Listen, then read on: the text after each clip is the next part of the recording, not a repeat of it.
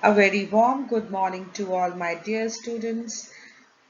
I welcome you in the another lecture of the Unit 2 of your paper in Organic Chemistry, the characteristics of the second and the third transition series. As we have read the introductory part of the second and the third transition elements, so now we learn what are the important characteristics of both the series. So outline of the lecture will be the review of the previous lecture, talk about the transition series, second and the third, the objective or the learning outcome. So in the characteristics of the second and the third transition series, we should discuss about the complex tendency of both, magnetic property they exhibit, formation of the colored ions, then the formation of interstitial and non-interstitial compounds, metallic character and the alloy formation. Then after completing it, the most important characteristics, the exercises there, references and SEL. So the objective or the learning outcome, the topic is to understand about the second and the third transition elements characteristics so that we can understand the comparison between all the transition elements in the series they are classified.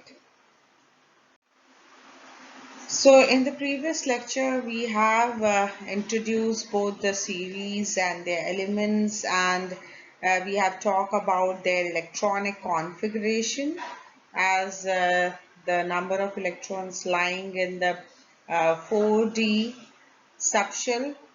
So that comes in the 4D series, and then we have in the third transition series is classified on the basis of the electron enters in the 5D subshell. So we have talked about the electronic configuration of both the series, and we have also seen the oxidation state, how the oxidation state, they have the variable oxidation state and they go for increasing up to the middle element and then start decreasing out. So the variable oxidation state we have seen. Now we move further for the other characteristics.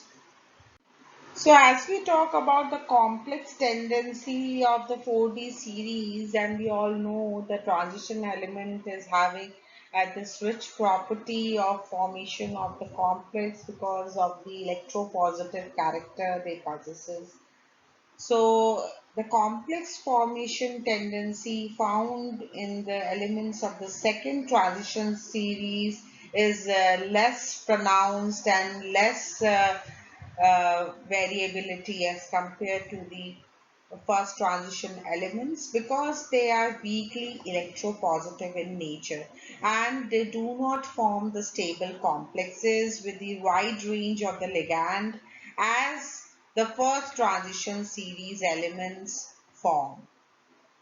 These elements form the stable complexes with the heavier halogens as the donor atoms in the ligands as compared to the 3D series.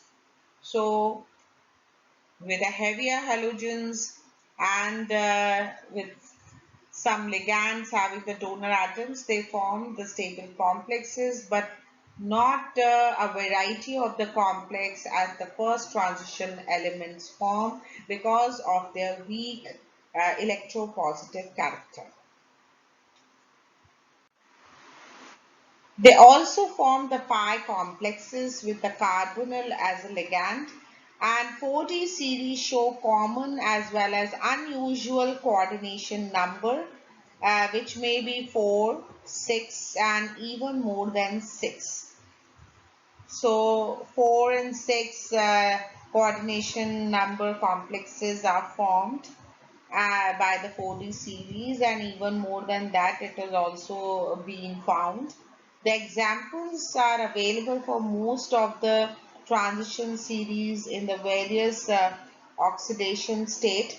So let's have the so yttrium formed the complexes readily with the sodium thiocyanate EDTA, and its complex coordination number is 8, which is well known.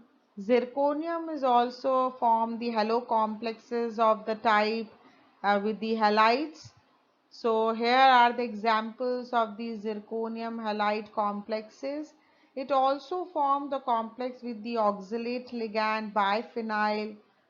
So these are the tendency of the complex formation of the second transition elements. If we see the complex tendency of the 5D series, most of the elements of the series also have the complex formation tendency, but its tendency has the lesser extent because of the weak electropositive nature and the non-availability of wide range of the ligands. So the complex tendency is higher of the first transition element series as compared to the second and the third because of the weak electropositive nature, and still some of them form the complex with the halide, cyanide, ammonia, water, even the pi ligands such as carbonyl group. So the hafnium complexes are there, you can see here with the halides. It is forming with the oxalate. Tantalum also form the complexes with the pi ligand halides. So the few complexes are to be seen like this with these few ligands. It formed the complexes, but its tendency is having the lesser content or extent from the first transition elements. The next characteristic is the magnetic properties.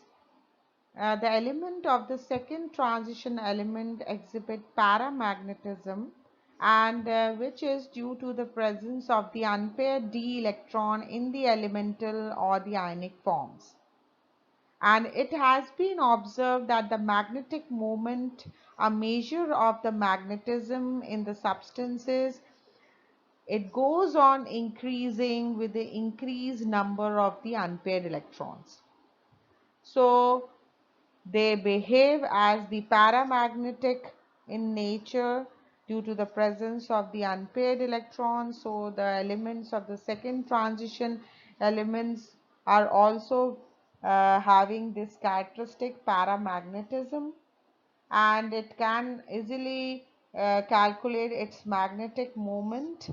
And it was found that as the number of unpaired electron increases, the magnetic moment also increases.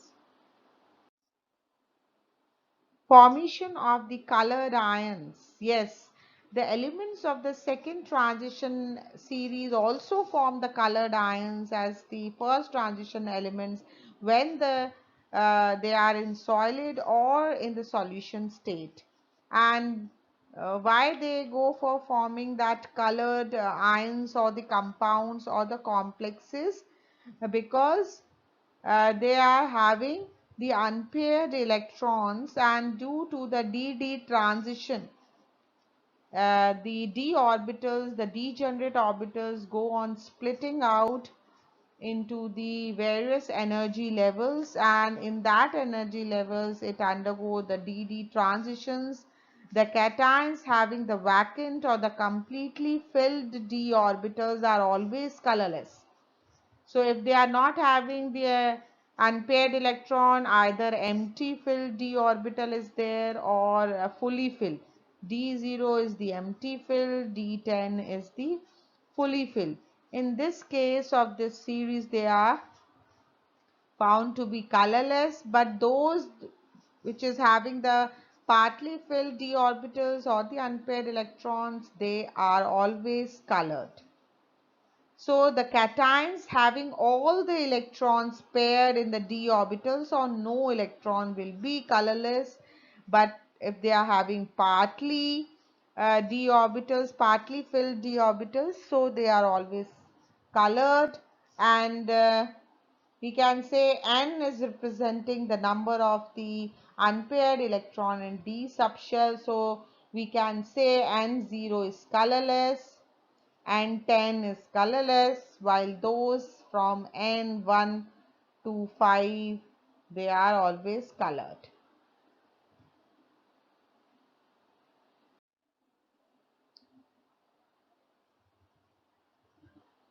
The next characteristic is the catalytic activity.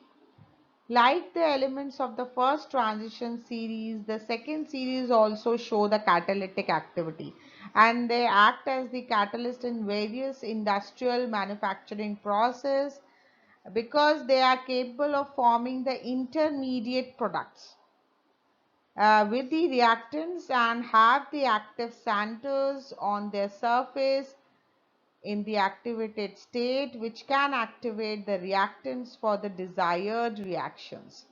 So it lowers down the activation energy, it forms the intermediate products with the reactants, which is having the catalytic role. So palladium in this series is used in the hydrogenation of the phenol to cyclohexanol. The palladium and the platinum catalyzes the hydrogenation of the unsaturated hydrocarbons. The molybdenum is used as the catalytic promoter in the manufacturing of the ammonia in the Haber's process. So they play an important role, act as the catalyst as well as catalytic promoter to enhance the catalytic activity. So various industrial process in that they are used having this role. If we see the catalytic activity of the third transition series and their compounds, they also show the catalytic behavior. Some of them are very, very important and useful catalysts in a variety of the reactions in the industry, as the platinum and the platinum oxide used in the radiance catalyst and oxidation reactions. The platinum gauze catalyzes the oxidation of ammonia to nitric oxide at the high temperature in the manufacturing of nitric acid. That is the famous manufacturing process of the nitric acid, Ostwald process. The mixture of platinum and the palladium is used as the catalyst in the hydrogenation of unsaturated hydrocarbon. So that is also the hydrogenation is a large scale manufacturing process to convert the unsaturated compound to the saturated hydrocarbons. The platinized asbestos catalyzes the reaction between sulfur dioxide and the oxygen in the manufacturing of sulfuric acid by the contact process. So we can say the third transition elements and their compounds also show the catalytic activity in the industrial process. The next characteristics is the formation of the interstitial and non-interstitial compounds of the second transition series, and the interstitial compound are those compounds which can acquire the space at the interstitial site of the lattice structure. So the metals of these series form the interstitial compounds with the non-metallic elements like hydrogen, nitrogen, carbon, and accommodate the space in the interstitial sites or the voids in the lattice structure. So we can say it has the conductivity properties, they are hard and thus behave as the alloys. So they form the interstitial compounds having no change in their lattice structure, but with some non-metallic elements they form the non-interstitial compounds, like here palladium hydride, it is a non-stoichiometric non-interstitial compound, zirconium. So the formation of both type of the compounds was observed by the second transition elements. So They go for having the conductivity properties because of that, and thus behave as the alloy. So it act as the alloy when we use in the application. They are hard enough, they are having high melting point, so they can be used as the alloy in the application.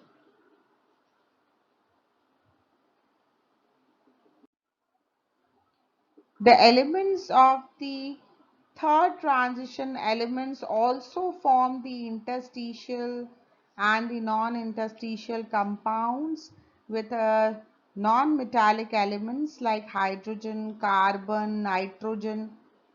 And again, there is no change in the lattice structure when they go for forming the interstitial compounds.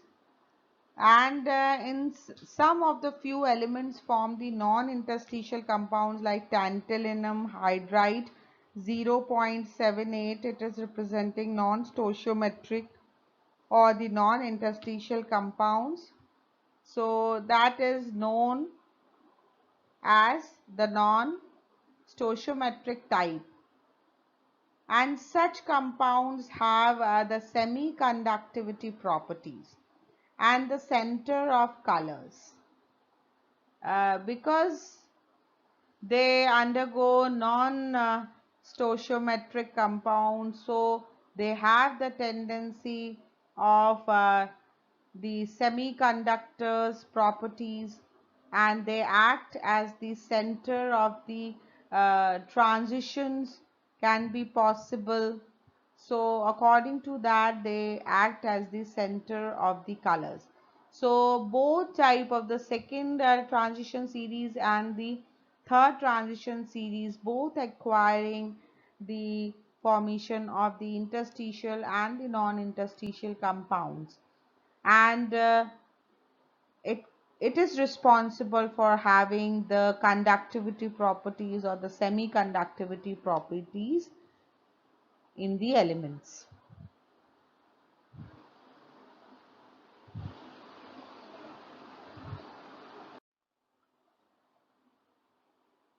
Now the next property come up, that is the metallic character and the alloy formation. So the elements in the transition series shows the metallic behavior as they are hard, and it goes for behaving like the alloys. So all the elements having the metallic character, having the conductivity property, they are hard enough. And the second transition series, it goes for acting as the alloys. So it can have for the compounds, we can also say the interstitial compounds or non-interstitial compounds they are forming, they also are responsible for this character and the alloy formation. So because of the formation of the compound, it acts as the alloy, and they are having the metallic character properties found in them. Understood?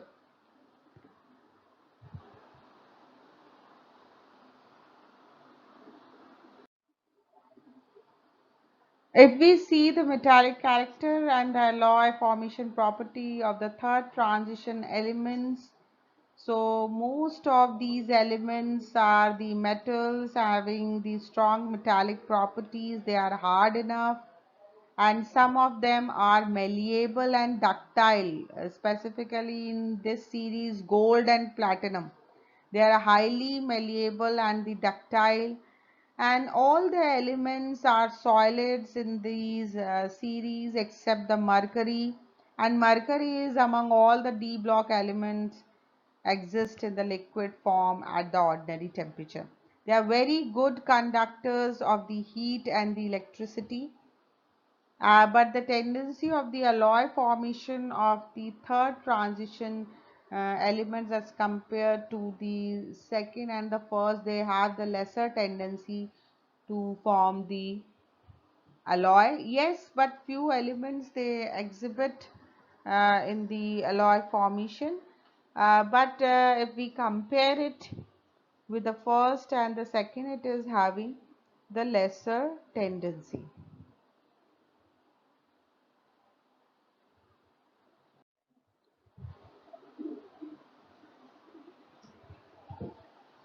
The metal also form the alloys, that is the third transition element, but only a few alloys have been prepared as well as it is used because of the rare nature of these elements. So they are rarely found. Because of that, they form the few alloys. Like if we compare, that is sodium mercury alloy, it forms aluminium mercury alloy, which have been used as the reducing agents, and they are also called amalgams. So we can say here that they have the lesser tendency of the alloy formation as compared to the second and the first transition elements. The one more alloy here, platinum and iridium alloy, which is used to prepare the coins or standard weights. Platinum, ruthenium, platinum, copper alloys are also some of the important materials. The metals like platinum, gold, and mercury are very, very important if we talk about its metallic nature. And the platinum and gold are very much frequently used in the jewelry. Even gold is also used in the coinage metal and preparing the ornamental vessels. So, platinum, gold, mercury, each one of the element in this series play a very important role. Yeah, few alloys are having its specific application that we have discussed is in the preparation of the coins or act as the reducing agents called the amalgams. So they are to be used frequently. So we have discussed the various characteristics of the second and the third transition elements in this lecture, including the complex tendency. Now you will able to compare the both complex tendency, the magnetic properties, the formation of the colored ions. That is, we can say, the most common reason of formation of the colored ions or the complexes or the compounds of the d block element it possesses. So it is having the common reason, formation of the colored ions, the magnetic properties due to the presence of the unpaired electrons. We can able to understand the paramagnetism behavior or diamagnetic behavior which is found in the elements, and because of its completely filled d orbitals or partly filled d orbitals. And we can also compare the metallic character and the alloy formation of both the series, including interstitial and the non-interstitial compounds. So by these all characteristics, we can have the transition series differences and their main properties they exhibit, which kind of the properties, as the third transition elements are rarely occurs in the nature. So what were they, the important property they exhibit out? So by these all characteristics we can understand the second and the third transition elements. So after understanding all the characteristics, you do these exercises and compare the elements in the various characteristics like catalytic activity, the metallic character, magnetism. So do the questions. These are the references of this topic of the characteristics.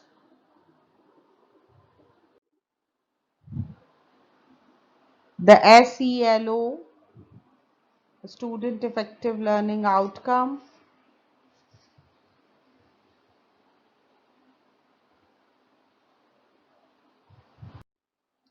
Thank you.